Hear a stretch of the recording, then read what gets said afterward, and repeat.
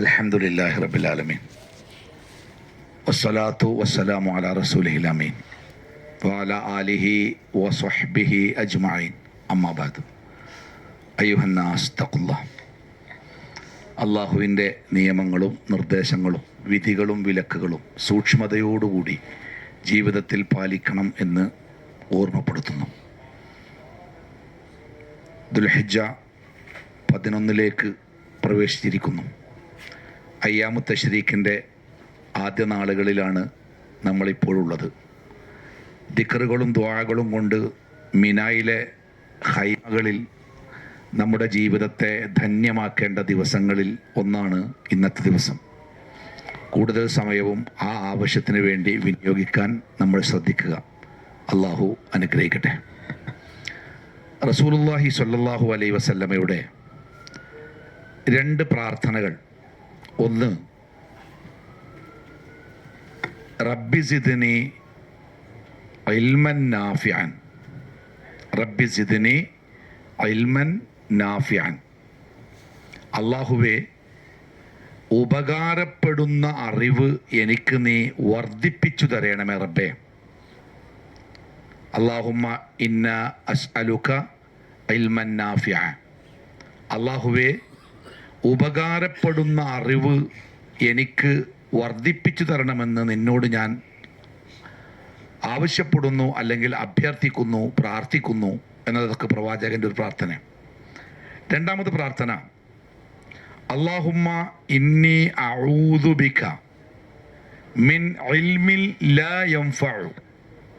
അല്ലാഹുവേ, ഉപകാരപ്രദമല്ലാത്ത അറിവ് എൻ്റെ മനസ്സിലേക്ക്, എൻ്റെ ബുദ്ധിയിലേക്ക്, എൻ്റെ ജീവിതത്തിലേക്ക് കടന്നു വരുന്നതിൽ നിന്ന് റബ്ബേ നിന്നോട് ഞാൻ അഭയം തേടുന്നു. അല്ലാഹുമ്മ ഇന്നി അഊദു ബിക മിൻ ഇൽമിൻ ലാ യൻഫഉ.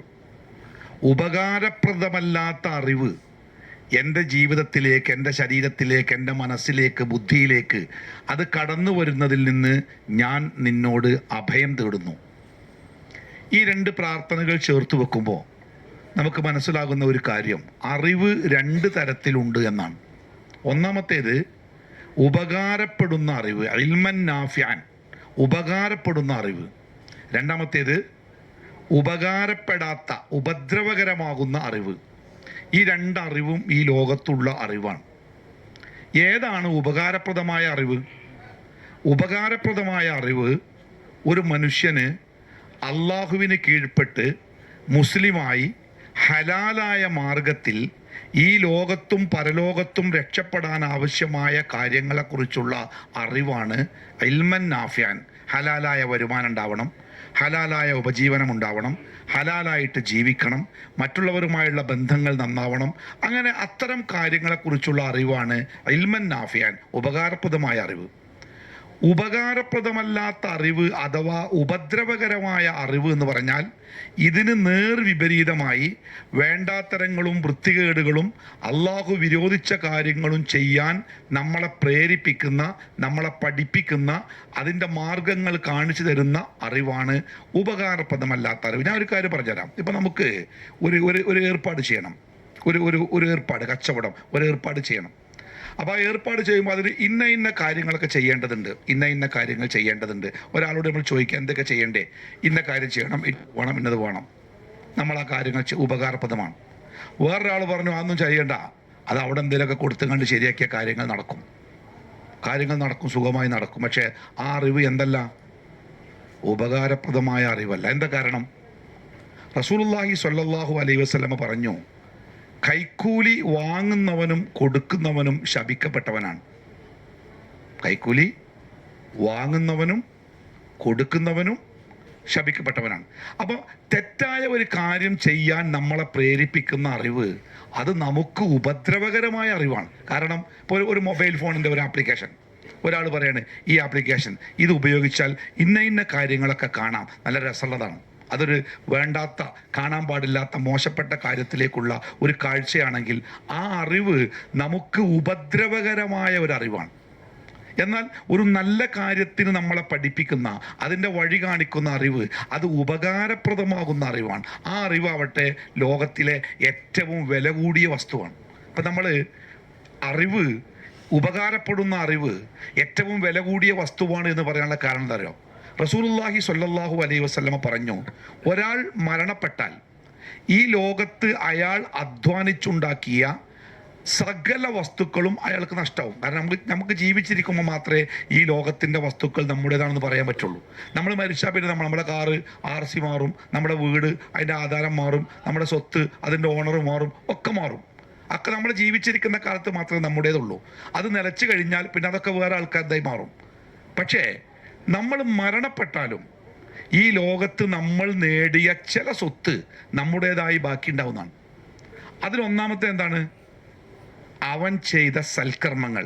പ്രവാചകൻ സല്ലല്ലാഹു അലൈഹി വസല്ലം പറഞ്ഞു, ഒരു മനുഷ്യന് കിട്ടിയ സ്വത്തിൽ, ഈ ലോകത്ത് ഒരു മനുഷ്യന് കൈകാര്യം ചെയ്യാൻ വേണ്ടി അള്ളാഹ് കൊടുത്ത സ്വത്ത്. എങ്ങനെയാണ്? നമ്മൾ ഉണ്ടാക്കിയ സ്വത്തല്ല, നമ്മൾ കൊണ്ടുവന്ന സ്വത്തല്ല, നമ്മൾക്ക് കൈകാര്യം ചെയ്യാൻ അള്ളാഹു നമ്മളെ ഏൽപ്പിച്ച സ്വത്ത്. ആ സ്വത്ത് കൈകാര്യം ചെയ്യുമ്പോൾ ആ സ്വത്തിൽ നമുക്ക് ചിലതൊക്കെ നമുക്ക് സമ്പാദിക്കാൻ പറ്റും. ചില ആളുകൾ എന്താ അറിയോ, അവരുടെ കയ്യിലുള്ള സ്വത്ത് അങ്ങനെ തന്നെ മറ്റുള്ളവരെ ഏൽപ്പിച്ചു പോകും. നമ്മൾ ഈ റിലേ ഓടുന്ന ഓട്ടക്കാരന് ഒരാളിൽ നിന്ന് കിട്ടിയ ബാറ്റൺ മറ്റൊരാളെ ഏൽപ്പിച്ചു പോകുന്ന പോലെ ഒന്നും എടുക്കാതെ അവൻ മറ്റൊരാളെ ഏൽപ്പിച്ചു പോകും. റസൂലുള്ളാഹി സ്വല്ലല്ലാഹു അലൈഹി വസല്ലം പറഞ്ഞത്, എനിക്ക് അള്ളാഹു എന്നെ ഏൽപ്പിച്ച സ്വത്തിൽ നിന്ന് എനിക്ക് വേണ്ടി ഞാൻ നീക്കി വെച്ചു എന്നത് 3 സ്വത്ത് മാത്രമാണ്. ഒന്ന്, കഴിച്ച ഭക്ഷണം.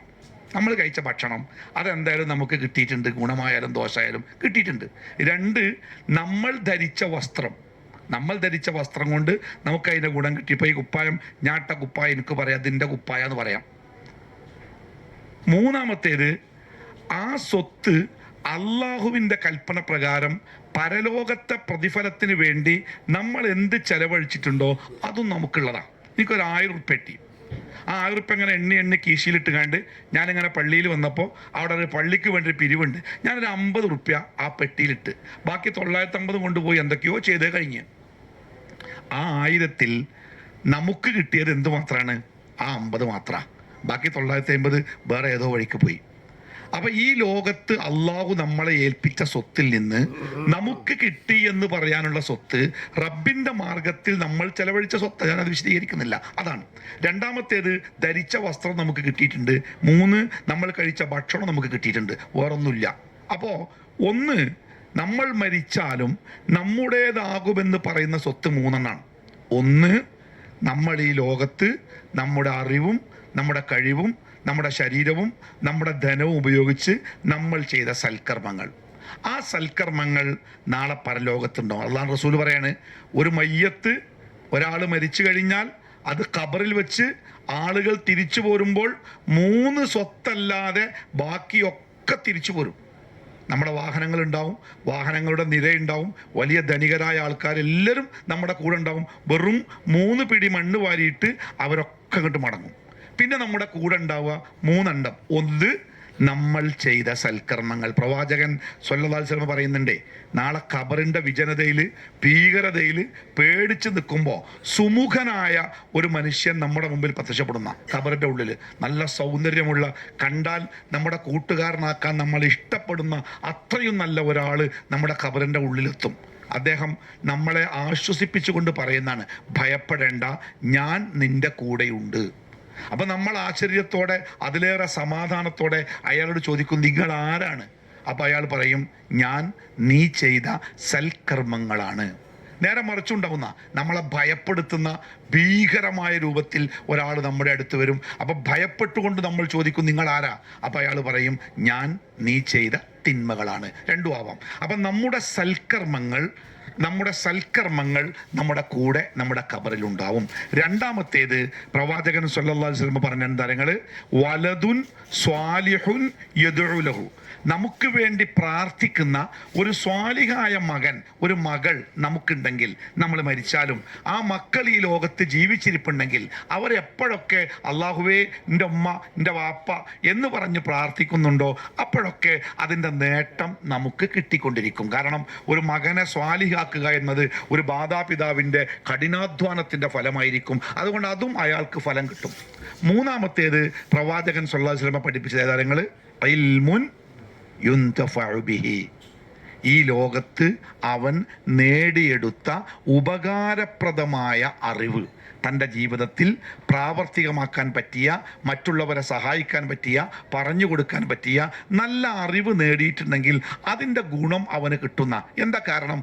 ആ അറിവ് കൊണ്ട് അവൻ പ്രവർത്തിച്ച സൽക്കർമ്മങ്ങളുടെ ഫലം കിട്ടും.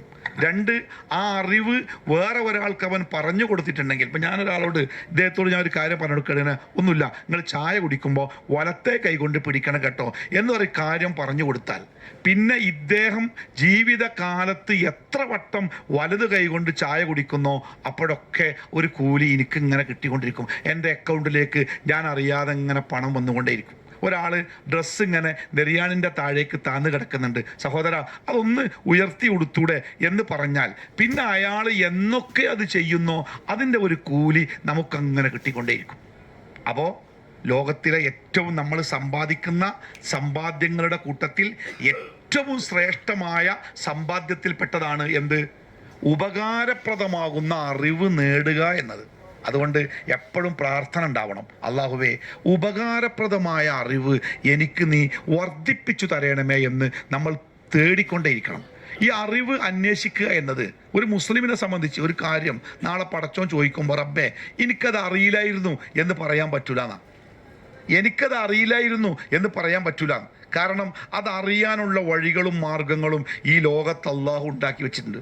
റസൂലുള്ളാഹി സ്വല്ലല്ലാഹു അലൈഹി വസല്ലം പറയണേ, ത്വലബുൽ ഇൽമി ഫരീളത്തുൻ അലാ കുല്ലി മുസ്ലിമിൻ വ മുസ്ലിമത്തിൻ. അറിവ് നേടുക എന്നത് മുസ്ലിമായ ഒരാണിനും ഒരു പെണ്ണിനും അത് നിർബന്ധമായ കടമയാണെന്ന. ത്വലബുൽ ഇൽമി ഫരീളത്തുൻ അലാ കുല്ലി മുസ്ലിം. നമുക്ക് ഭൗതിക ഇപ്പോൾ ഇന്നുണ്ടായ ഒരു നിയമം നമ്മുടെ കച്ചവടവുമായി ബന്ധപ്പെട്ടതോ നമ്മുടെ ജീവിതവുമായി ബന്ധപ്പെട്ടതോ അല്ലെങ്കിൽ നമ്മുടെ ടെക്നിക്കലുമായി ബന്ധപ്പെട്ടതോ ഇന്നുണ്ടായ ഒരു നിയമം നാളേക്ക് പഠിച്ചെടുക്കാൻ നമുക്ക് താല്പര്യമാണ്, നമ്മളെ പഠിക്കും ചെയ്യും. പക്ഷേ മതപരമായ അറിവുകളുടെ കാര്യത്തിൽ അത് എനിക്ക് അതിനെ പറ്റാത്തൊന്നും അറിയില്ല, ഞാൻ പണ്ട് മദ്രസിലൊന്നും പോയിട്ടില്ല, പിന്നെ ഞാനൊന്നും പഠിച്ചിട്ടില്ല എന്ന ഒരു ഒഴുക്കൻ മറുപടിയിൽ പലപ്പോഴും നമ്മൾ രക്ഷപ്പെടാൻ ശ്രമിക്കാറുണ്ട്. പക്ഷെ അള്ളാഹുവിൻ്റെ റസൂല് പഠിപ്പിച്ചത് ത്വലബുൽ ഇൽമി ഫരീളത്തുൻ, അറിവ് നേടുക എന്നത് നിർബന്ധമാണ്. അലാ കുല്ലി മുസ്ലിം വ മുസ്ലിമത്തിൻ, മുസ്ലിമായ ആണിനും പെണ്ണിനും. നമ്മുടെയൊക്കെ വീടുകളിലെ ഒരു പ്രധാനപ്പെട്ട പ്രശ്നം പലപ്പോഴും അവിടെയുള്ള ആളുകൾക്ക് അവർക്ക് കാര്യങ്ങളെക്കുറിച്ച് വേണ്ടത്ര അറിവില്ല. ആ അറിവ് കിട്ടി നമ്മളാരും കൊടുത്തിട്ടില്ല, അത് കിട്ടാനുള്ള മാർഗം നമ്മൾ നടത്തിയിട്ടില്ല. അറിവ് തേടുന്നവൻ്റെ പ്രാധാന്യത്തെക്കുറിച്ച് പ്രവാചകൻ സ്വല്ലല്ലാഹു അലൈഹി വസല്ലം പറഞ്ഞ എന്താ നിങ്ങൾ, ഒരാള് ഉപകാരപ്രദമായ അറിവ് തേടി ഇറങ്ങിയാൽ, എനിക്കതിപ്പോൾ നമ്മൾ അറിവ് അന്വേഷിച്ചിരിക്കുകയാണല്ലോ, ഈ അറിവ് തേടി ഇറങ്ങിയാൽ റസൂൽ പറയണേ, ഭൂമിയിലെ സകല വസ്തുക്കളും അയാൾക്ക് വേണ്ടി അള്ളാഹിനോട് പ്രാർത്ഥിക്കുന്ന അല്ലാഹുമ്മ ഗഫിർ ലഹു വർഹംഹു ഏതുവരെ എന്നറിയോ, ഹത്തൽ ഹീതാനു ഫിൽ ബഹരി, കടലിൻ്റെ അടിയിൽ കിടക്കുന്ന മത്സ്യങ്ങൾ പോലും അറിവ് തേടുന്നവന് വേണ്ടി അള്ളാഹുവിനോട് പ്രാർത്ഥിച്ചു കൊണ്ടിരിക്കുന്ന നമ്മുടെ മക്കളെയൊക്കെ നമ്മൾ വലിയ വലിയ അറിവ് നേടാൻ വേണ്ടി ശ്രമിക്കുമ്പോൾ അതിൻ്റെ കൂടെ ആ കുട്ടികൾക്ക് ഉപകാരപ്രദമായ അവരുടെ പരലോകം രക്ഷപ്പെടുത്തുന്ന അറിവ് കൂടി അതിൻ്റെ കൂടെ കിട്ടാൻ നമ്മൾ ശ്രമിച്ചാൽ ആ മക്കൾക്ക് വേണ്ടി ഈ ജീവികളൊക്കെ അള്ളാഹിനോട് പ്രാർത്ഥിച്ചു കൊണ്ടിരിക്കും എന്ന് റസൂലുള്ളാഹി സ്വല്ലല്ലാഹു അലൈഹി വസല്ലം പഠിപ്പിക്കുക. മാത്രമല്ല ഒരു വിശ്വാസിയെ സംബന്ധിച്ച് അറിവ് എന്ന് പറഞ്ഞാൽ നഷ്ടപ്പെട്ട ഒരു മുത്തു പോലെയാണെന്നാ. അതിന് നഷ്ടപ്പെട്ട മുത്തിൻ്റെ പ്രത്യേകത ഇപ്പം നിങ്ങൾ നോക്കി, നിങ്ങളുടെ കയ്യിൽ ആരുടെ കയ്യിലോ ഒരു വില കൂടിയ ചെറിയൊരു മുത്തുണ്ടായിരുന്നു, ഒരു രത്നം, ഒരു വില കൂടിയതാ, വളരെ പ്രഷ്യസ്. ഇവിടെ വന്നപ്പോൾ ഇങ്ങനെ കൈ പിടിച്ചിരുന്നു, നടന്നു പോകുന്ന ഇടക്ക് അത് തെറിച്ച് ആ ബാത്റൂമിൻ്റെ വേസ്റ്റിലേക്ക് എടുക്കൊണ്ട് വീണ്. അത് കാണാതെ നമ്മൾ കുറേ തെരഞ്ഞ് കിട്ടിയില്ല. അവസാനം സങ്കടത്തോടെ നമ്മൾ വിട്ടുപോയി. ഇനി ഒരു 10 കൊല്ലം കഴിഞ്ഞ് നമ്മൾ അജ്ജിന് വരെ വിട്ടിക്കോ, 10 കൊല്ലം കഴിഞ്ഞ് അജ്ജിന് വരെയാണ്. എന്തോ നമുക്ക് താമസം കിട്ടിയത് ഇതേ ഏരിയയിൽ തന്നെ, ഈ ഒരു ഏരിയയിൽ തന്നെ താമസം കിട്ടി. ഈ ബാത്റൂം നമുക്ക് ഓർമ്മയുള്ള ഒരു ബാത്റൂം. നമുക്ക് ആ ബാത്റൂം കണ്ടപ്പോൾ ആദ്യം എന്താ ഓർമ്മ വരിക? നമ്മളാ മുത്ത്. അതാ പോയോടത്ത് നമ്മൾ വെറുതെ ഇങ്ങനെ നോക്കൂലേ, 10 കൊല്ലം കഴിഞ്ഞിട്ടുണ്ട്, അതവിടെ ഉണ്ടാവില്ല എന്നറിയാം, പോയിട്ടുണ്ടാവുമെന്ന് അറിയാം, എന്നാലും ആ സാധനം പോയോടത്ത് നമ്മളിങ്ങനെ നോക്കും. അതേപോലെ ഒരു വിശ്വാസിയെ സംബന്ധിച്ച് അറിവ് എന്ന് പറഞ്ഞാൽ വീണുപോയ മുത്താണെന്ന് അതിങ്ങനെ തെരഞ്ഞുകൊണ്ടവൻ നടക്കുക. എവിടുന്നാ എനിക്കൊരു അറിവ് കിട്ടുക, എവിടുന്ന ഒരു അറിവ്, ആ അറിവ് അവൻ തേടിക്കൊണ്ടേയിരിക്കും. കിലോമീറ്ററുകൾ താണ്ടിയിട്ട്, ആയിരക്കണക്കിന് കിലോമീറ്റർ സഞ്ചരിച്ചിട്ട് ഒരു പണ്ഡിതൻ്റെ അടുക്കൽ ഒരു മദീനയിൽ നിന്ന് ഒരാൾ കുറേ എനിക്ക് തോന്നുന്നു ബുഖാറയിലോ ബുഖാറ റഷ്യയിലാണ്. അപ്പോൾ അദ്ദേഹം മദീനയിൽ നിന്ന് സഞ്ചരിച്ച് അവിടെ എത്തിയിട്ട് ആ പണ്ഡിതനോട് ചോദിക്കുന്നുണ്ട്, ഞാൻ നിങ്ങളെ തേടി വന്നതാണ്, അള്ളാഹുവിൻ്റെ റസൂല് പറഞ്ഞ ഒരു ഹദീസ് നിങ്ങളുടെ കൈവശമുണ്ട് എന്ന് ഞാൻ കേട്ടു, ഞാൻ അതറിയാൻ വന്നതാണ്. അപ്പോൾ ആ പണ്ഡിതൻ ഇദ്ദേഹത്തോട് ചോദിക്കണേ, നിങ്ങളുടെ യാത്രക്ക് ഭൗതികമായ വേറെ വല്ല ഉദ്ദേശമുണ്ടോ? ഒന്നുമില്ല. അപ്പം അദ്ദേഹം പറയണേ, എങ്കിൽ റസൂലുള്ള പറഞ്ഞിട്ടുണ്ട്, അറിവ് തേടി ഇറങ്ങുന്നവന് കിട്ടുന്ന ഒരുപാട് ഗുണങ്ങളെക്കുറിച്ച് അത് ഞാൻ നിങ്ങൾക്ക് പറഞ്ഞു തരാം. അപ്പോൾ ഒരാളെ കണ്ടാൽ, അപ്പം നമുക്കൊരു അതിസമ്പന്നനായ ഒരാളെ കാണുമ്പോൾ അയാളോട് 10 ഉറുപ്പിക ചോദിക്കാൻ, അല്ലെങ്കിൽ അയാളെ കൊണ്ടൊരു സാമ്പത്തികമായ ഒരു ഏർപ്പാടുണ്ടാക്കാൻ, അല്ലെങ്കിൽ നമ്മുടെ ബിസിനസ്സിൽ അയാളെ പങ്കാളിയാക്കാൻ, നമുക്ക് അയാളുടെ ബിസിനസ്സിൽ പങ്കാളിയാവാനൊക്കെ സാമ്പത്തികമായിട്ട് നമുക്ക് തോന്നുമല്ലോ അല്ലേ? തീർച്ചയായിട്ടും. അതേപോലെ ഒരറിവുള്ള ഒരാളെ കണ്ടാൽ നമുക്ക് അദ്ദേഹത്തോട് എന്തെങ്കിലും ഒരറിവ് ചോദിച്ചു വാങ്ങി നമ്മുടെ കീശയിലിടുക. കാരണം നമ്മൾ കോടികൾ പണമായി വാങ്ങിയാലും ആ കെട്ട് അങ്ങനെ തന്നെ വെച്ചിട്ട് നമ്മൾ പോകുക. നമ്മളെ യൂസുഫ് അലി സാഹിബിൻ്റെ ഒരു പ്രഭാഷണത്തിൽ ഞാൻ കേട്ടെ, അദ്ദേഹത്തിൻ്റെ ഉമ്മക്കോ ബാപ്പക്കോ രണ്ടിലും ഒരാൾക്ക് പെട്ടെന്നൊരു അസുഖമായി. അദ്ദേഹം ഒരു ദൂര സ്ഥലത്ത് യാത്രയിലായിരുന്ന, അപ്പോൾ ആശുപത്രിയിൽ നിന്ന് വിളിച്ചത്രേ, ഇങ്ങനെ ലേശം മോശമായ അവസ്ഥയാണ്, പെട്ടെന്ന് വന്നോളി. അപ്പോൾ അദ്ദേഹം പറഞ്ഞു, എന്ത് ചികിത്സയും നിങ്ങൾ കൊടുത്തോളൂ, എത്ര പണം ചിലവാക്കിക്കോളൂ, നിങ്ങൾക്ക് എന്ത് ചികിത്സയും കൊടുക്കാം, ഞാൻ അവിടെ എത്തും, അതുവരെ നിങ്ങൾ എന്ത് വേണമെങ്കിലും ചെയ്തോളൂ. എന്നിട്ട് അദ്ദേഹം മനസ്സിൽ ഇങ്ങനെ കണക്കൂട്ടിയാണ്, പെട്ടെന്ന് ആശുപത്രി എത്തിക്കണം പറഞ്ഞാൽ എത്ര കോടി പെട്ടെന്ന് എത്തിക്കാൻ പറ്റും. അദ്ദേഹത്തിൻ്റെ മനസ്സിൽ വലിയൊരു കോടി രൂപപ്പെട്ടു എന്നാ, അത്ര സംഖ്യ പെട്ടെന്ന് അവിടെ എത്തിക്കാൻ അദ്ദേഹത്തിന് സാധിക്കും. അദ്ദേഹം ആ ഏർപ്പാടൊക്കെ ചെയ്ത്. പക്ഷേ ഇത്തിരി കഴിഞ്ഞപ്പോൾ ആശുപത്രിയിൽ നിന്ന് ഫോൺ വന്നു എന്ന് പറഞ്ഞു, ഉമ്മ പോയി. അപ്പം അദ്ദേഹം പറയണേ, നോട്ടുകെട്ടുകൾക്ക് കടലാസ് കഷ്ണങ്ങളുടെ വില പോലുമില്ല എന്ന് ഞാൻ മനസ്സിലാക്കിയ ഒരു സമയമായിരുന്നു അത്, അല്ലേ? പക്ഷെ ആ സമയത്തും ഒരറിവ് നമ്മൾ നേടിയിട്ടുണ്ടെങ്കിൽ, ആ അറിവ് അതനുസരിച്ച് നമ്മൾ പ്രവർത്തിച്ചിട്ടുണ്ടെങ്കിൽ, ആ അറിവ് ഒരാൾക്ക് നമ്മൾ കൊടുത്തിട്ടുണ്ടെങ്കിൽ, നമ്മുടെ കണ്ണടഞ്ഞാലും അതിൻ്റെ വരുമാനം, ഒരു ഫ്ലാറ്റ് വാടക കൊടുത്ത പോലെ, ഒരു എസ്റ്റേറ്റ് വാടക കൊടുത്ത പോലെ, അതിൻ്റെ വരുമാനം നമ്മുടെ കണക്കിലേക്ക് അതങ്ങനെ വന്ന് ചേർന്നുകൊണ്ടേയിരിക്കും. അതുകൊണ്ട് അറിവ് തേടിയുള്ള അന്വേഷണം നമ്മുടെ മനസ്സിൽ എപ്പോഴും ഉണ്ടാവണം. എനിക്കത് അറിയില്ലായിരുന്നു, എന്നോടാരും അത് പറഞ്ഞില്ലായിരുന്നു, ഞാനത് കേട്ടിട്ടില്ലായിരുന്നു എന്ന് പരാതി പറയും. ഇപ്പം നമ്മൾ ട്രാഫിക് റോഡ് തെറ്റിച്ചാൽ പോലീസുകാരൻ പിടിച്ചാൽ നമ്മൾ എന്താ പറയുക? സാറേ എനിക്ക് അറിയില്ലേന്, നാന്ന് പോയിക്കോ, അറിയില്ലെങ്കിൽ പഠിച്ചു പോകാന്ന് പറയില്ല, അപ്പം ഇതൊരു ഫൈന്. ലോകത്തിലെ മൊത്തം ഒരു നിയമമാണ്, അറിവില്ലായ്മ ഒരു തെറ്റ് ചെയ്യാനുള്ള കാരണമായിട്ട് അംഗീകരിക്കൂല എന്നാണ്. പടച്ച റബ്ബ് അങ്ങനെ തന്നെ പഠിപ്പിച്ച്. അതുകൊണ്ട് അറിവ് നേടാനുള്ള ബുദ്ധി തന്നിട്ടുണ്ട്, കഴിവ് തന്നിട്ടുണ്ട്. റസൂൽ പറഞ്ഞു, ഒരറിവിൻ്റെ മജ്ലിസ് നിങ്ങൾ കണ്ടാൽ ആ മജ്ലിസിൽ മേയാതെ നിങ്ങൾ പോകരുത്. എന്താ മേയ പറഞ്ഞാൽ? കന്നരട് മെയിനുണ്ട് നിങ്ങൾ. അതേപോലെ ഒരറിവിൻ്റെ മജ്ലിസ് കണ്ടാൽ അതിൽ മേയാതെ അവിടെ ഒന്നിരിക്കുക. എന്തെങ്കിലും ഒന്ന് കിട്ടാണ്ടെങ്കിൽ അത് കിട്ടിയിട്ട് ഹൃദയത്തിൻ്റെ പോക്കറ്റിലിട്ട് വെച്ചാൽ അത് നമുക്ക് നാളെ നല്ല വരുമാനമുള്ള ഒരു സ്വത്താക്കി മാറ്റാൻ പറ്റും. അതുകൊണ്ട് അറിവിന് പ്രായമല്ല, അറിവിന് സമ്പത്തിൻ്റെ പ്രശ്നമല്ല, അറിവിനൊന്നുമില്ല. ഉമറുൽ ഫാറൂഖ് റളിയല്ലാഹു അൻഹു മക്കയിലെ പണക്കാരനാണ്, പക്ഷെ മദീനയിൽ പാവപ്പെട്ടവനാ, ഒന്നുമില്ലാതെ വന്നതാണല്ലോ. കൂലിപ്പണി എടുത്ത് കണ്ടാ ജീവിക്കണേ. ഈത്തപ്പനത്തോട്ടത്തിൽ കൈക്കോട്ട് കൊത്തി അങ്ങനെ കൂലിപ്പണി എടുത്ത് ജീവിക്കുമ്പോൾ അദ്ദേഹത്തിന് വലിയ സങ്കടം ഉണ്ടായി. റസൂലുള്ളാഹി സ്വല്ലല്ലാഹു അലൈഹി വസല്ലമ പള്ളിയിൽ വെച്ച് എല്ലാ നേരം ആളുകൾക്ക് അറിവ് പറഞ്ഞു കൊടുക്കുക. പക്ഷേ ഈ കൂലിപ്പണിക്ക് പോകണോണ്ട് ആ അറിവ് കിട്ടുന്നില്ല. എന്താ പരിഹാരം? ഉമർ ഫാറൂഖ് ആലോചിച്ച്, എന്നിട്ട് തൻ്റെ കൂടെ പണിയെടുക്കുന്ന തൻ്റെ അയൽവാസിൻ്റെ അടുത്ത് വന്നിട്ട് പറഞ്ഞു, നമുക്ക് ചെറിയൊരു കരാറുണ്ടാക്കല്ലേ. എന്താ കരാറ്? ഇതേ, നമ്മൾ പണിയെടുത്ത് വൈകുന്നേരം കുടുംബം പോയിട്ട് കിട്ടിയതുകൊണ്ട് കുടുംബം പോറ്റുക, അവിടെ പ്രവാചകൻ്റെ പള്ളിയിൽ അറിവിൻ്റെ സമ്പത്ത് അങ്ങനെ വാരി കൊടുക്കുക, നമുക്കത് കിട്ടുന്നില്ല. അതുകൊണ്ടൊരു പരിഹാരം. എന്താ പരിഹാരം? അതെ, നാളെ ഞാൻ പണിക്ക് പോവും, നീ പണിക്ക് വരണ്ട, നീ നാളെ റസൂലുള്ളാഹിന്റെ ഒപ്പം പള്ളിയിലേക്ക് പോ. എന്നിട്ട് വൈകുന്നേരം ഞാൻ പണിക്ക് പോയിട്ട് എനിക്ക് കിട്ടുന്ന കൂലി ഞാൻ പകുതിയാക്കാം. പക്ഷേ നിനക്ക് കിട്ടുന്ന അറിവുണ്ടല്ലോ അത് മുഴുവനും നീ എനിക്ക് പറഞ്ഞു തരണം. മറ്റന്നാൾ ഞാൻ പ്രവാചകൻ്റെ കൂടെ പള്ളിയിൽ പോകും, നീ പണിക്ക് പോകണം. എന്നിട്ട് നിനക്ക് കിട്ടുന്ന കൂലി നമുക്ക് ഷെയർ ചെയ്യാം. എനിക്ക് കിട്ടിയ അറിവുണ്ടല്ലോ ഞാൻ പൂർണ്ണമായി നിനക്ക് തരാം. നോക്കൂ നിങ്ങൾ, ഒരറിവ് തേടിയുള്ള ഒരു മനുഷ്യൻ്റെ അന്വേഷണം എത്രമാത്രം ഗൗരവമാണല്ലേ. പ്രവാചകൻ സ്വല്ലല്ലാഹു അലൈഹി വസല്ലമയുടെ അടുക്കൽ ഒരു ദിവസം ഒരു ഭാര്യ, ഒരു ദിവസം ഒരു ഭർത്താവ്, രണ്ടാളും ഇങ്ങനെ മാറിയാണ് ക്ലാസ്സിന് വരുന്നത്. അപ്പോൾ റസൂൽ ചോദിച്ചു, നിങ്ങളെന്താ രണ്ടാളും ഒപ്പം വരാത്തത്? അപ്പോൾ അയാൾ പറഞ്ഞു, റസൂലെ, വസ്ത്രമൊന്നും ധരിക്കാല്ല, ഒരൊറ്റ മേൽമുണ്ട് മാത്രമേ പെരിയിലുള്ളൂ. ഒരു ദിവസം ഞാനത് പുതച്ചു വരും, പിറ്റേന്ന് എൻ്റെ ഭാര്യ വരും, ഞങ്ങൾക്ക് രണ്ടാക്കും പാടെ വരാൻ വസ്ത്രം ഞങ്ങളുടെ വീട്ടിലില്ല, അതുകൊണ്ടാണ് വരാൻ പറ്റാത്തത്. അല്ലേ? ഏതാണ് ആ കാലഘട്ടമല്ലേ? അപ്പോൾ എപ്പോഴും നമ്മൾ അറിവിൻ്റെ കാര്യത്തിൽ നിന്ന് മുഖം തിരിക്കരുത്. അതെന്താ അതൊരു പ്രസംഗം, എന്താ മതപ്രസംഗം, അതിനെന്നെ നേരമുള്ളൂ, മൗലന്മാർക്ക് വേറെ പണിയൊന്നുമില്ല. അത് ഇബ്ലീസ് നൽകുന്ന ഒരു ഉപദേശം. നമ്മൾ ഉണ്ടാക്കുന്ന സമ്പത്തിൻ്റെ കൂട്ടത്തിൽ നമ്മുടേത് എന്ന് പറയാൻ മരിച്ചാലും ആ വെള്ളത്തുണിയുടെ ഉള്ളിൽ ചേർത്ത് വെക്കാനുണ്ടാവുക നേടിയ അറിവുകളാണ്, ജീവിതത്തിൽ പകർത്തിയ അറിവുകളാണ്. അത് മറക്കാതിരിക്കണം. അറിവ് നേടാനുള്ള ഏറ്റവും നല്ല മാർഗം എന്താ അറിയോ? വായനയാണ്. നല്ല വായന. ഇപ്പം എൻ്റെ പ്രസംഗങ്ങൾ കേട്ടാൽ, അറിവിനെക്കുറിച്ച് ഞാൻ പറഞ്ഞ പ്രസംഗം കേട്ടാൽ നിങ്ങൾക്ക് കിട്ടുന്ന അറിവ് എന്താണോ അതിൻ്റെ 10 ഇരട്ടി കിട്ടും നിങ്ങൾക്ക് ഈ അറിവുമായി ബന്ധപ്പെട്ട ഒരു പുസ്തകം വായിച്ചാൽ. വായന എന്നത് ഇപ്പം ഈ മൊബൈലിൻ്റെ കാലം വന്നപ്പോൾ വായനയൊക്കെ പലർക്കും നഷ്ടമായിട്ടുണ്ട്. വായന നമ്മളൊരു ശീലമാക്കുക. നല്ല പുസ്തകങ്ങൾ, ഈ ലോകത്തിന് വെളിച്ചം കാണിച്ചു കൊടുക്കാൻ അള്ളാഹു ഇറക്കിയ, ലോകത്തിലെ മുഴുവൻ മനുഷ്യന്മാർക്കും മാർഗദർശനമാവാൻ അള്ളാഹ് ഇറക്കിയ വിശുദ്ധ ഖുർആൻ. ഏറ്റവും ആദ്യം ഈ ലോകത്തോട് പറഞ്ഞ എന്താ? നിങ്ങൾ നിസ്കരിക്കണം എന്നാ, നിങ്ങൾ നോമ്പ് നോൽക്കണം എന്നാ. എന്താ ഖുർആൻ്റെ ഒന്നാമത്തെ കൽപ്പന? ഇഖ്റ, നീ വായിക്കുന്ന.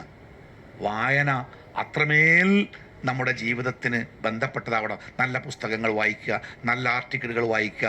അതൊക്കെ ഈ വായിക്കുമ്പോൾ നല്ലതും ചീത്തയും തിരഞ്ഞെടുക്കാൻ പറ്റണം. കിട്ടിയതൊക്കെ വായിച്ചതൊക്കെ ശരിയാന്ന് തോന്നി അതൊക്കെ ജീവിതത്തിൽ ചെയ്യാൻ ശ്രമിച്ചു. ഇന്നൊക്കെ നമ്മുടെ നാട്ടിൽ ചെറുപ്പക്കാർ പലരും അവർ മതത്തിൻ്റെ വഴി വിട്ട് മറ്റുള്ള വഴികളിലേക്ക് പോകാൻ കാരണം അവർ വായിച്ചതിൽ ശരിയും തെറ്റും വേർതിരിക്കാനുള്ള അവരുടെ കഴിവില്ലായ്മയാണ്. അപ്പോൾ റസൂലുള്ള പ്രാർത്ഥിച്ച ഈ പ്രാർത്ഥന എപ്പോഴും നമ്മൾ പ്രാർത്ഥിക്കുക. അല്ലാഹുമ്മ ഇന്നി അസ്അലുക മിൻ ഇൽമിൻ, അല്ലാഹുവേ ഉപകാരപ്പെടുന്ന അറിവ് എനിക്ക് നീ വർദ്ധിപ്പിച്ചു തരണേ. അതോടൊപ്പം പ്രാർത്ഥിക്കണം. എന്ത്? അല്ലാഹുവേ ഉപകാരപ്രദമല്ലാത്ത, എനിക്ക് ദോഷകരമാകുന്ന അറിവ് അല്ലാഹുവേ എൻ്റെ തലയിലേക്ക് നീ തരരുതേ എന്ന് നമ്മൾ പ്രാർത്ഥിക്കുക. നമ്മുടെ മക്കളെ പ്രാർത്ഥിക്കാൻ വേണ്ടി പഠിപ്പിക്കുക. നന്നായിട്ട് കോഴിക്കോട് സമയം ഉറങ്ങുന്നവരും വല്ല ഉറങ്ങിക്കോട്ടെ കേട്ടോ, ഉണർന്നുകൊല്ലും കെട്ടിരിക്കുക. നമ്മുടെ രാത്രിക്ക് ഉറങ്ങിയതാണല്ലോ. കോഴിക്കോട് ഞാനിങ്ങനെ രാത്രി എൻ്റെ നാട്ടിലേക്ക് രാത്രി ഒരു 8:30 കഴിഞ്ഞാൽ പിന്നെ ബസ്സുകളില്ല. മഞ്ചേരി ഭാഗത്തേക്ക് പ്രൈവറ്റും ഇല്ല, KSRTC ഇല്ല. അപ്പോൾ ഞാൻ പലപ്പോഴും ഈ കണ്ണൂരിൽ നിന്നൊക്കെ പരിപാടി കഴിഞ്ഞ് വരുമ്പോൾ ഒരു 10 മണിൻ്റെ ട്രെയിനിനൊക്കെ വരിക. 10:40 കോഴിക്കോട് എത്തുമ്പോൾ പിന്നെ ബസ്സില്ല. പിന്നെ എനിക്ക് ബസ് കിട്ടണമെങ്കിൽ പാലക്കാട് ഭാഗത്തേക്കുള്ള ബസ് കയറി പെരിന്തൽമണ്ണ ഇറങ്ങിയിട്ട് പിന്നെ ബാംഗ്ലൂർ വഴിക്ക് പോകുന്ന ബസ്സിൽ വഴിക്കടവ് ഇറങ്ങുക. അതൊരു ടാസ്ക്കാണ്. നേരം മുഴുവൻ വരെയൊക്കെ എത്തുള്ളൂ. അങ്ങനെ ഞാനിങ്ങനെ ബസ് വല്ലതും വരാണ്ടോ അല്ലെങ്കിൽ വല്ല വണ്ടി കിട്ടുമോ കോഴിക്കോട് ഇരിക്കുമ്പോൾ അവിടെ ഇങ്ങനെ തട്ടുകട നടത്തുന്ന ഒരാൾ, അദ്ദേഹം എൻ്റെ പ്രസംഗം കേൾക്കാറുണ്ടായിരുന്നു. അദ്ദേഹം എന്നെ വിളിച്ചിട്ട് ആ മൊഫൂസൽ ബസ് സ്റ്റാൻഡിൻ്റെ മാവൂർ റോഡിൻ്റെ ഭാഗത്ത് അങ്ങനെ ആ ബസ് ബേയിൽ നിർത്തിയിടുന്ന സ്ഥലത്ത് ചോരും ചാരിയിരിക്കുന്ന ഒരു ചെറുപ്പക്കാരനെ കാണിച്ചോട് പറഞ്ഞു, അയാൾ നിങ്ങൾ അറിയോ? ഞാൻ എനിക്കറിയില്ല, ഞാൻ ഈ നാട്ടുകാരനല്ല. അപ്പം അദ്ദേഹം പറയുകയാണെ, എനിക്ക് അദ്ദേഹത്തെ അറിയാം. ഒരു വാപ്പ നല്ല പണം മുടക്കി നന്നായി പഠിപ്പിച്ച് എൻട്രൻസ് എക്സാമിൽ ഉയർന്ന മാർക്ക് വാങ്ങിയിട്ട് കോഴിക്കോട് മെഡിക്കൽ കോളേജിൽ MBBS അഡ്മിഷൻ കിട്ടിയ കുട്ടിയാണ്. ഇപ്പോൾ മയക്കുമരുന്നിൻ്റെ അടിമയായി മാറി കോളേജിൽ നിന്ന് പുറത്തായി, ബാപ്പ പുറത്താക്കി, നാട്ടുകാർ പുറത്താക്കി. ഇപ്പം അങ്ങനെ മിക്കവാറും ഇവിടെ ഉണ്ടാവാറുണ്ട്. എന്തെങ്കിലുമൊക്കെ കിട്ടിയാൽ അങ്ങനെ പോകും, ആരെങ്കിലും കൊടുത്താൽ ഭക്ഷിക്കും. ഒരു 26 വയസ്സിൻ്റെ താഴെ ഉണ്ടാവുള്ളൂ. ഞാൻ ആ ചെറുപ്പക്കാരനെ നോക്കിയില്ലേ, എത്ര വിവരമുള്ള ചെറുപ്പക്കാരനായിരുന്നു. പക്ഷെ ആ തലയിലേക്ക് ഇങ്ങനെ സാധനമൊക്കെ ഉണ്ട്, അതിങ്ങനെയൊക്കെ ഉപയോഗിക്കുക എന്ന് ആദ്യമായിട്ട് അവന് പറഞ്ഞു കൊടുത്തത് ആരായിരിക്കും? ആ അറിവ് ആ ചെറുപ്പക്കാരനെ എത്തിച്ച അവസ്ഥ എന്തായിരിക്കും അല്ലേ? നമ്മളൊക്കെ ശ്രദ്ധിക്കണം. നമ്മുടെ കുട്ടികളൊക്കെ എന്ത് പഠിക്കുന്നു, എവിടെ പഠിക്കുന്നു, എങ്ങനെ പഠിക്കുന്നു. ഞാൻ എൻ്റെ കുടുംബത്തിൽപ്പെട്ട ഒരു ചെറിയ കുട്ടി, നഴ്സറി സ്കൂൾ പഠിക്കുന്ന കുട്ടിയുണ്ട്. ഞാൻ ആ കുട്ടിയുടെ കൈ പിടിച്ചിങ്ങനെ എൻ്റെ വീട്ടിലേക്ക് നടന്നു പോവാം. അപ്പോൾ ഒരു വലിയൊരു ചർച്ചുണ്ട്. ആ ചർച്ചിൻ്റെ കീഴിൽ സ്കൂളുകളൊക്കെ ഉണ്ട്. അവിടുത്തെ ഒരു കിൻഡർ ഗാർട്ടനിൽ ആണ് ഈ കുട്ടി പഠിക്കുന്നത്. അപ്പോൾ ആ പള്ളിയുടെ മുമ്പിൽ വലിയൊരു കുരിശും, ആ കുരിശിലിങ്ങനെ ഒരു യേശുക്രിസ്തുവിൻ്റെ എന്ന് പറയുന്ന രൂപം അങ്ങനെ വലിയതായിട്ട് പണിത് വെച്ചിട്ടുണ്ട്. ഞാൻ എൻ്റെ മുമ്പിലൂടെ പോകുമ്പോൾ കുട്ടി എന്നോട് ചോദിച്ചു, അതാരാ നിനക്കറിയോ? എന്നോട് ചോദിക്കാണ്, ആ കുരിശ് കിടക്കുന്ന ആളാരങ്ങൾക്കറിയോ? ഞാൻ എനിക്കറിയില്ല. അപ്പോൾ ആ കുട്ടി പറയണേ, ദാറ്റ്സ് ഗോഡ്, അതാണ് ദൈവം, പടച്ചോൻ. 5 നേരം നിസ്കരിക്കുന്ന ബാപ്പാൻ്റെയും ഉമ്മാൻ്റെയും കുട്ടി. ആ കുട്ടിൻ്റെ മനസ്സിൽ മരിക്കണ വരെ ഗോഡ് എന്ന പദം കേൾക്കുമ്പോൾ ആ കുട്ടിൻ്റെ മനസ്സിൽ വരുന്ന രൂപേധികാരം ആ കുരിശ് കിടക്കുന്ന അർദ്ധനഗ്നനായ ആ രൂപേകാരം. ചില അറിവുകൾ അങ്ങനെയാണ്. ചില അറിവുകൾ നമ്മുടെ തലമുറകളുടെ മനസ്സിലേക്ക് കയറുമ്പോൾ അത് തിരുത്താൻ പിന്നെ നമ്മളെ കൊണ്ട് കഴിയില്ല. അതുകൊണ്ട് ആ അറിവ് കയറുമ്പോൾ തന്നെ ആ അറിവ് കൊടുക്കുമ്പോൾ എന്താ പറയുക, ചിലപ്പോൾ അവിടെ ഒരു മുസ്ലിം സ്കൂളുണ്ട്, മദ്രസൊക്കെ ഉണ്ട്, പക്ഷെ സ്റ്റാൻഡേർഡ് കുറവാണ്. അപ്പുറത്തെ സ്കൂളുണ്ടല്ലോ ഭയങ്കര സ്റ്റാൻഡേർഡാണ്, ഫുൾ A+. പക്ഷേ ആ ഫുൾ A+ ചിലപ്പോൾ നമ്മളെ കുട്ടികളെ മതമില്ലാത്ത ദീനില്ലാത്ത ഒരു ജീവിതത്തിലേക്ക് എത്തിക്കാൻ സാധ്യതയുണ്ട്. അതുകൊണ്ട് അറിവ് ഇപ്പോൾ നമ്മൾ പുതിയ വിദ്യാഭ്യാസത്തിൻ്റെ സ്ഥാപനങ്ങളൊക്കെ തിരഞ്ഞെടുക്കുന്ന കാലത്ത് നമ്മുടെ മക്കളെ വെറും ATMകളാക്കി മാറ്റരുത്. പെട്ടെന്ന് ജോലി കിട്ടി തോനെ പൈസ ഉണ്ടാക്കുന്ന, വിദേശത്തൊക്കെ ജോലി കിട്ടുന്ന, നല്ല പൈസ കിട്ടുന്ന കോഴ്സുകൾ പഠിപ്പിക്കാൻ വേണ്ടി മത്സരിക്കുന്ന ഈ കാലത്ത്, ഞാനൊക്കെ വിദ്യാഭ്യാസ രംഗത്ത് പ്രവർത്തിക്കുന്ന ഒരാളാണ്, ഏറ്റവും വലിയ പ്രതിസന്ധി എന്താ പറയുക, മാനവിക വിഷയങ്ങൾ പഠിക്കാൻ ആളില്ല. അറബിക് കോളേജുകളൊക്കെ പതുക്കെ പൂട്ടി വിടുക. 60 സീറ്റുള്ള കാലിക്കറ്റ് യൂണിവേഴ്സിറ്റിയുടെ അഫ്സലുലമ പ്രിലിമിനറി കോഴ്സിൽ കേരളത്തിലെ അറബിക് കോളേജിൽ 60 സീറ്റ് തികഞ്ഞ ഒരൊറ്റ അറബിക് കോളേജും കഴിഞ്ഞ അധ്യയന വർഷത്തിലില്ല. ഈ വർഷം അതിൻ്റെ പകുതി ഉണ്ടാവില്ല. എല്ലാവർക്കും വേണ്ടത് ആൺകുട്ടികളാണോ, അവർക്ക് ബിസിനസ്സുമായി ബന്ധപ്പെട്ട CA CCA CCB കൊമേഴ്സിന് ഒരങ്ങനെ സാമ്പത്തികമായ ബിസിനസ്സുമായിട്ട് ബന്ധപ്പെട്ട് അങ്ങനെ പോവുക. പെൺകുട്ടികളാണോ, മിക്കവരും ഇത്തിരി പഠിക്കാനുള്ള കുട്ടിയാണെങ്കിൽ സയൻസുമായി ബന്ധപ്പെട്ട് മെഡിക്കൽ റിലേറ്റഡ് കോഴ്സുകളിലേക്ക് അവരങ്ങോട്ട് പോവുക. മാനവിക വിഷയങ്ങളുണ്ടല്ലോ അത് പഠിക്കാൻ ആളില്ല, മതം പഠിക്കാൻ അത്രയും ആളില്ല. അടുത്ത തലമുറക്ക് ദീനൊക്കെ പറഞ്ഞു കൊടുക്കാൻ ഇപ്പം തന്നെ ഒരു പള്ളിയിൽ ഇമാമിക്കണമെങ്കിൽ നമ്മുടെ കേരളത്തിലെ മിക്കവാറും തജ്വീദ് ആളുകൾ കേൾക്കുന്ന പള്ളിയാണെങ്കിൽ ആ പള്ളിയിലെ ഇമാമ് ഒരു ബംഗാളി ബിഹാരി കൈക്കാരം. മലയാളികളായ ഞാൻ ഇപ്പം എൻ്റെ സ്ഥാപനത്തിലേക്ക് കുട്ടികൾക്ക് ഹിഫ്ള് പഠിപ്പിക്കാൻ ഒരു മലയാളിയായ അധ്യാപകനെ വേണമെന്ന് 6 മാസമായി സോഷ്യൽ മീഡിയയിൽ പരസ്യം ചെയ്തുകൊണ്ടേയിരിക്കുക. ഇന്നലെ എന്നെ വിളിച്ചിട്ട് പറഞ്ഞു, ആസാമിയായ ഒരാൾ വന്നിട്ടുണ്ട്, നല്ല ഓത്താണ്, നിർത്താൻ പറ്റും. അവർ ഈ കുട്ടികളെ അടിക്കുന്നത് കുറച്ച് ക്രൂരായിട്ടാണ്, ഓരങ്ങനെ പഠിച്ച് നല്ല അടി അടിച്ചിട്ട് അവർ ഹിഫ്ള് പഠിച്ച്. അതേപോലെ നമ്മളെ മക്കളെ പഠിപ്പിക്കുമ്പോൾ ഈ കുട്ടീൻ്റെ കയ്യിൽ 1098 നമ്പറുണ്ട്, ആരും പറഞ്ഞു കൊടുക്കണ്ട. ആ കുട്ടി ആ നമ്പറിൽ വിളിക്കും, അടുത്ത മിനിറ്റിൽ പോലീസ് സ്റ്റേഷനിൽ വിളിക്കും, സാക്ക് സാറേ നിങ്ങളെ സ്ഥാപനത്തിൽ ഇങ്ങനെ ഉണ്ടായിട്ടുണ്ടല്ലോ, ആ അധ്യാപകർ വാണിംഗ് കൊടുക്കണം കേട്ടോ, ഇല്ലെങ്കിൽ ഞങ്ങളങ്ങോട്ട് വരും കേട്ടോ. എത്ര എളുപ്പം വിളി വരിക നിങ്ങൾ.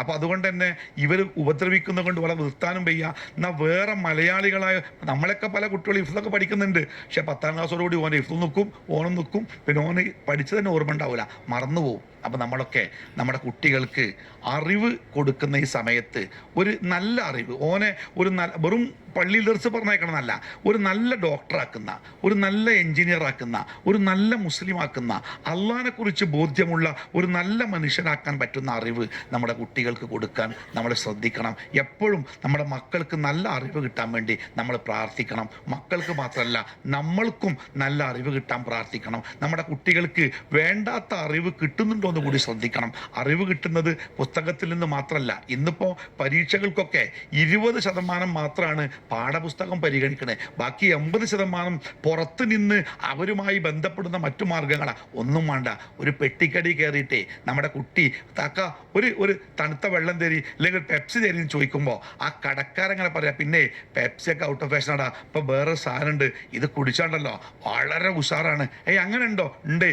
എൻ്റെ ക്ലാസ്സിലെ വലിയ കുട്ടികളെ കഥകളെ കുടിക്കൽ ഈ കുടിച്ചിട്ടില്ല, ഇത് കുടിച്ചാൽ എന്താ രസം, ഇത് കുടിച്ചു നോക്കണോ? ഒന്ന് കൊടുത്താൽ ആ കടക്കാരനായിരിക്കും ആ കുട്ടിക്ക് ആ ഒരു വേണ്ടാത്ത അറിവ് കൊടുക്കുക. ആ അറിവിലൂടെ ആ കുട്ടി പിന്നെ ഏതുവരെ സഞ്ചരിക്കും അല്ലേ? അപ്പോൾ കുട്ടിക്ക് അറിവ് പല ഭാഗത്തും കിട്ടുന്നത്. നമ്മൾ സ്കൂളിലെ മാഷന്മാരെ മാത്രം ചീത്തറിയാൻ പോകരുത്.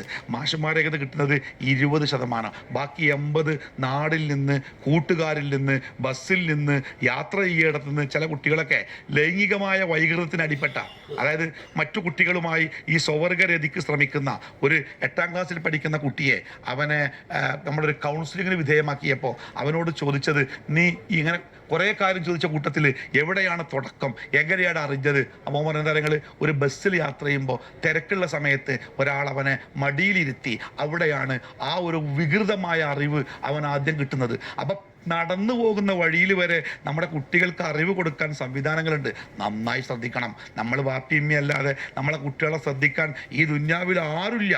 അതുകൊണ്ട് രക്ഷിതാക്കൾ എന്ന നിലക്ക് കുട്ടികളുടെ അറിവ് പ്രത്യേകം ശ്രദ്ധിക്കണം. അവൻ അവിടുന്ന് അറിവ് നേടുന്നത് എന്താ അവൻ്റെ അറിവ്? ഇടയ്ക്കിടയ്ക്ക് ഈ ലിബറൽ വിശ്വാസങ്ങൾ ഉണ്ടാകുമ്പോഴേ നമ്മളെന്താ വിചാരിക്കുക, പൊതുവേ മലയാളികൾ വിചാരിക്കുക, നാട്ടിൽ നടക്കുന്ന എല്ലാ വീട്ടിലെ വേണ്ടാത്തരങ്ങളും നമ്മളറിയും. ആ കുട്ടിക്ക് പ്രണയം ഉണ്ടോലോ, മൂപ്പര കുട്ടിക്ക് കഞ്ചാവ് ഉണ്ടോലോ, ഇതൊക്കെ നമ്മളറിയും. പക്ഷേ നമ്മുടെ വീട്ടിലെ കേസ് ആ നാട്ടിൽ ഏറ്റവും അവസാനം അറിയുന്ന ആൾ നമ്മളെക്കാളും. എൻ്റെ കുട്ടിയോ, എൻ്റെ കുട്ടി അങ്ങനെ ചെയ്യൂലല്ലോ, എൻ്റെ കുട്ടിയല്ല അറിയും. അവസാനം അണ്ടർവെയറുമ്മ പോലീസ് സ്റ്റേഷനിൽ ചോരും ചാരി നിൽക്കുമ്പോഴാണ് പടച്ചോനെ എടാ ഈ ഇങ്ങനെ ചെയ്തല്ലോ. അവസാനം നമ്മളറിയാം എന്താ മാർഗം എന്നറിയങ്ങൾ. നമ്മുടെ മക്കളോട് ഇടയ്ക്കിടയ്ക്ക് സംസാരിക്കുക ഇത്തരം കാര്യങ്ങളെക്കുറിച്ചൊക്കെ. അപ്പോൾ അവരുടെ മാനസികാവസ്ഥ അവർ മറച്ചു വെക്കൊന്നുമില്ല, അവർ തുറന്നു കേട്ട് പറയും. അല്ലെങ്കിൽ പടച്ചോണ്ടോ ഉണ്ടെങ്കിൽ പടച്ചോനെ എവിടെയാ, ഒരു പടച്ചോനെ നമ്മൾ കാണുന്നില്ലല്ലോ എന്നൊക്കെ കുട്ടികൾ തമാശയായിട്ട് പറയുമ്പോൾ തന്നെ നമ്മൾ മനസ്സിലാക്കണം നമ്മളെ കുട്ടീൻ്റെ തലയിലേക്ക് ചില അപകടകരമായ അറിവുകൾ കയറിയിട്ടുണ്ട് അല്ലേ. അപ്പോൾ കുട്ടികളുമായി സംസാരിക്കുക, അവരുടെ സുഹൃത്തുക്കൾ ആരാ നിരീക്ഷിക്കുക, അവരുടെ ജീവിതത്തെ നമ്മൾ ബന്ധപ്പെടുക. ഇത്തരം വിദ്യാഭ്യാസമൊക്കെ തുടങ്ങുന്ന കാലത്ത് ആ കുട്ടികൾക്ക് നല്ല ദീനിയായ വിദ്യാഭ്യാസം കിട്ടുന്നുണ്ട് എന്ന് ഉറപ്പുവരുത്തുക. അതിനാവശ്യമായ സൗകര്യങ്ങളും സംവിധാനമൊക്കെ ചെയ്യുക. അള്ളാഹു സുബ്ഹാനഹു വതആല നമ്മളെല്ലാവരെയും കാത്തുരക്ഷിക്കുമാറാവട്ടെ. നല്ല അറിവ് അള്ളാഹു നമുക്ക് വർദ്ധിപ്പിച്ചു തരുമാറാവട്ടെ. അപകടകരമായ അറിവുകളിൽ നിന്ന് അള്ളാഹു നമ്മളെയൊക്കെ കാത്തുരക്ഷിക്കുമാറാവട്ടെ. നമ്മുടെ മക്കൾക്ക് നല്ല അറിവ് കൊടുക്കാൻ അള്ളാഹു നമുക്ക് തൗഫീഖ് നൽകുമാറാവട്ടെ. അപകടകരമായ സാഹചര്യങ്ങളിലാണ് നമ്മുടെ കുട്ടികളൊക്കെ ജീവിക്കുന്നത്. അപകടകരമായ അറിവുകളിൽ നിന്ന് അള്ളാഹു നമ്മുടെ മക്കളെ കാത്തു രക്ഷിക്കുമാറാവട്ടെ. റബ്ബനാ ആതിനാ ഫിദ്ദുനിയ ഹസന വഫിൽ ആഖിറതി ഹസനതൻ വഖിനാ അദാബന്നാർ വസല്ലല്ലാഹു അലാ മുഹമ്മദിൻ വഅലാ ആലിഹി വസ്വഹ്ബിഹി അജ്മഈൻ. അൽഹംദുലില്ലാഹി റബ്ബിൽ ആലമീൻ. അസ്സലാമു അലൈക്കും വറഹ്മത്തുള്ളാഹി വബറകാതുഹു.